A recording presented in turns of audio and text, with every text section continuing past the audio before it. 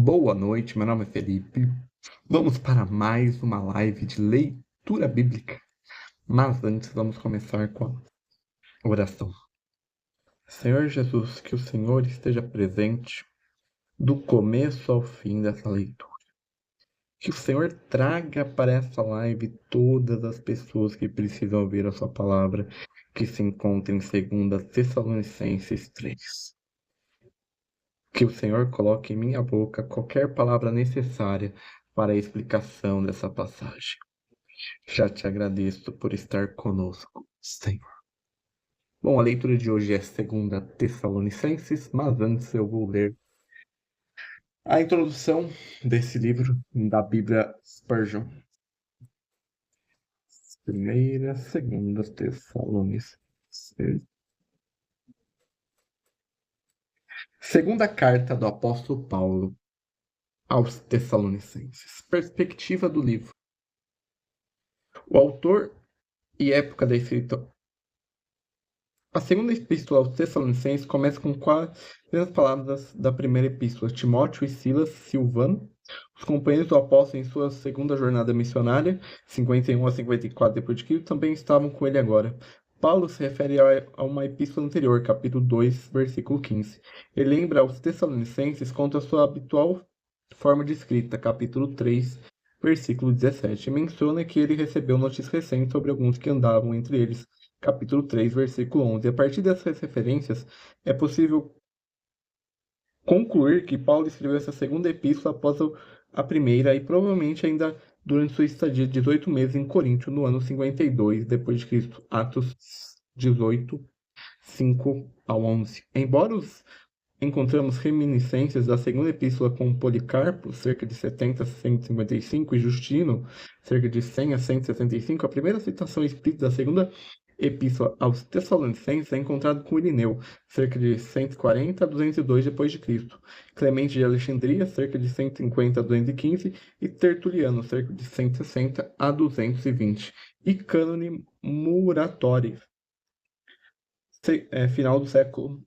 fim do segundo século, confirmam a autoria de Paulo. Assunto e propósito da escrita. O principal assunto da segunda epístola é o mesmo que na primeira, a vinda do Senhor. Enquanto a primeira epístola lida majoritariamente com o arrebatamento dos crentes, a segunda epístola é centrada na aparição de Cristo nesse mundo. Os Tessalonicenses ainda sofriam uma perseguição pesada dos inimigos do Evangelho, segundo Tessalonicenses 1:4. Comparar com a primeira Tessalonicenses 1:6, 2:14 e 3, do versículo 3 ao 4. O fanatismo também estava presente no meio deles. Essas pessoas anunciavam que o dia do Senhor já havia começado, provavelmente através de uma epístola falsificada, a qual diziam que Paulo havia escrito. Veja 2 Tessalonicenses, capítulo 2, versículo 2. Assim, os Tessalonicenses, que ainda eram mais jovens em sua fé, haviam sido confundidos e exauridos em sua esperança viva na vinda do Senhor. Paulo ouvira falar sobre o caso e agora está escrevendo uma segunda epístola para ensiná-los e encorajá-los. O tom dessa epístola é ligeiramente menos calorosa do que a primeira, e as questões de resolver são endereçadas diretamente. Contudo, essa epístola ainda é o documento sobre o cuidado pastoral do apóstolo Paulo. A primeira epístola mostra que Paulo mais como uma mulher focada em nutrir ou uma mãe, enquanto a segunda mostra mais como um pai com seus amados filhos na fé. Veja 1 Tessalonicenses 2, versículos do 7 ao 11. Paulo começa com as palavras reconfortantes de aqueles que são perseguidos agora por sua fé em Cristo receberão paz na terra quando ele aparecer publicamente, enquanto seus perseguidores vão receber sua recompensa.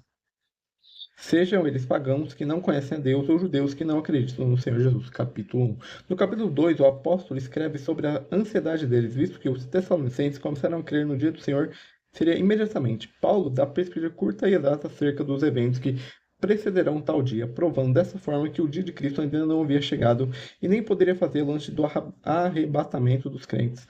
Assim, o cristão não espera pelo dia de Cristo nem pela tribulação antes dele, mas pela vinda do Senhor para levar os crentes para o céu. No capítulo 2, do 13 ao 3, nos capítulos 2, versículo 13 ao capítulo 3, versículo 5, Paulo encoraja os Tessalonicenses a agarrarem-se ao evangelho da fé e conclui a epístola com algumas há demonstrações solenes acerca dos cristãos que achavam que não precisavam mais trabalhar pelo seu sustento. Peculiaridades. A aparição do Senhor. O dia do Senhor começa com a aparição e revelação de Cristo para julgar os vivos. Mateus 25:31, Apocalipse 19:11 ao 21. Este dia do Senhor é o termo para o tempo no qual Jesus Cristo será reconhecido como Senhor nesse mundo. Ele também concluiu o período do milênio. Compare com 2 Pedro 3:10. Ao fim da qual a velha criação dará os novos céus e a nova terra. Antes da aparição do Senhor virá um tempo da tribulação para Israel e para toda a população do mundo. Esse será o momento no qual o anticristo e o líder do Império Romano irão surgir. O tempo de tribulação é explicado em Mateus 24 e Apocalipse 6, 7, 8, 9, 10, 11, 12, 13, 14, 15, 16, 17 e 18. De acordo com 2 Tessalonicenses 2, versículos 6 ao 7, há obstáculos que retêm a aparição do anticristo.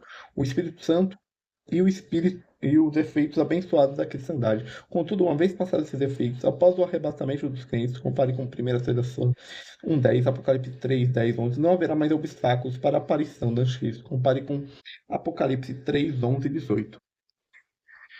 Porém, o Senhor Jesus aparecerá com todos os seus santos no auge da impiedade, apostasia e destruirá o anticristo e o líder do Império Romano.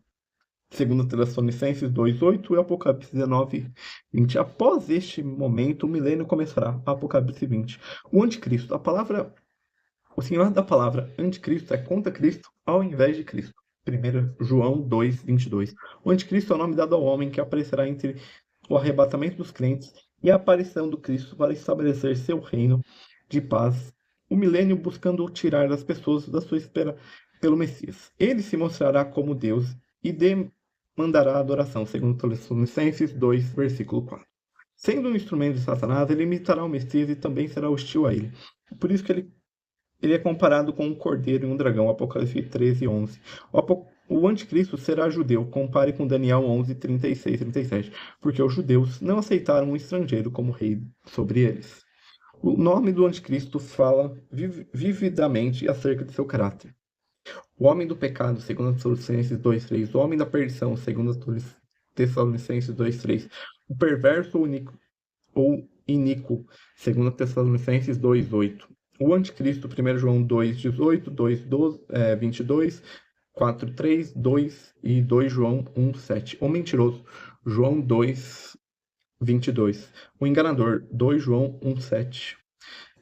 O falso profeta, Apocalipse 19:20. A besta com 2 chifres como os de cordeiro falando com um dragão, Apocalipse 13:11. O Senhor Jesus consumirá ou destruirá o anticristo em sua aparição com os crentes e os anjos, segundo Tessalonicenses 2:8, Apocalipse 19:20. Então lançará tanto o anticristo quanto o líder do Império Romano vivos em um lago de fogo que queimará com enxofre.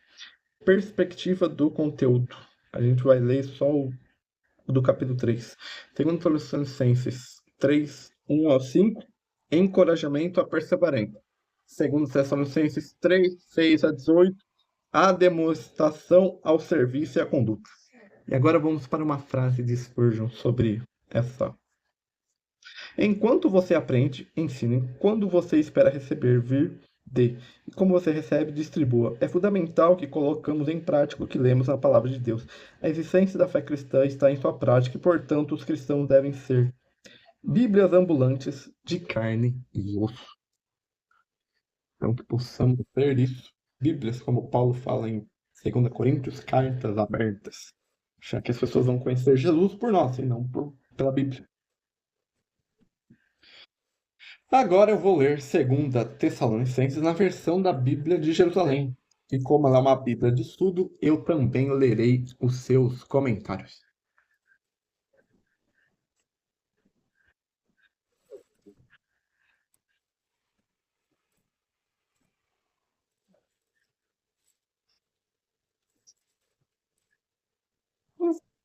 Só tem 3 capítulos, então a carta de Tessalonicenses é bem curtinha. 3. Quanto aos mais, irmãos, orai por nós, para que a palavra do Senhor continue, caminhe e seja glorificada. As orações dos fiéis, 1 Tessalonicenses 5:25, ajudarão a missão do apóstolo A palavra continue seu caminho graças a um impulso divino e uma vez recebida a vida, será glorificado por Deus que a enviou. Como aconteceu em vós, e para que sejamos livres dos homens ímpios e perversos, por nem todos têm fé, mas o Senhor é fiel e vos fortalecerá e os guardará do maligno. Ou talvez do mal. Os cristãos seriam tentados, contudo, não ou serão além de suas forças. 1 Coríntios 10, versículo 13. Temos confiança em vós, no Senhor, que vos deixei guiar agora pelas nossas diretrizes, que os farei também no futuro. Que o Senhor conduza o vosso coração para o amor e a perseverança de Cristo. Advertência contra a desordem. Nós vos ordenamos, irmãos, em nome do Senhor Jesus, que vos afastei de todo irmão que leve vida desordenada e contrária à tradição que nós recebestes. Bem sabeis como dever imitar-nos. Imitando Paulo, os fiéis imitarão a Cristo, que o próprio Paulo imita, e finalmente devem imitar a Deus. Em imitar uns aos outros, na base dessas comunidades de vida, existe um modelo de doutrina recebida pela tradição. Os chefes responsáveis que transmitem devem ser, por sua vez, exemplos dos quais se devem imitar a fé e a vida. Não vivemos de maneira desordenada em vosso meio, nem recebendo de graça o pão que comemos, antes no esforço e na fadiga da noite e de dia, trabalharemos para não sermos pesados a nenhum de vós. Aqui Paulo fala sobre a importância do trabalho, então todos nós temos que trabalhar para, de fato, ter o que comer. Não porque não tivemos direito a isso, mas porque vós dar exemplos a ser imitados. Quando estávamos entre vós, já demos essa regra: quem não quer trabalhar, também não há de comer. Essa regra, que visa apenas a recusa de trabalhar, provém de uma palavra de Jesus ou simplesmente da máxima popular. É a regra de ouro do trabalho cristão. Ora, ouvimos dizer que alguns dentre vós levam vida à toa, muito atarefada, sem nada a fazer. Essas pessoas ordenamos, exortamos o Senhor Jesus que trabalhem na tranquilidade para ganhar o pão com o próprio esforço. Quanto a vós, irmão, não vos cansei de fazer o bem. Se alguém desobedecer ao discermo nessa carne, notai-o, e não tenhais nenhuma comunicação com ele, para que fique envergonhado. Não o considere, todavia, como inimigo, mas procurai corrigi-lo como irmão. Oração e despedida. O Senhor da paz vos conceda a paz em todo tempo e lugar. O Senhor esteja com todos vós. A saudação é do meu próprio punho, Paulo. E este é o sinal que distingue minhas cartas, e aí está a minha letra. A graça do Senhor Jesus esteja com todos vós.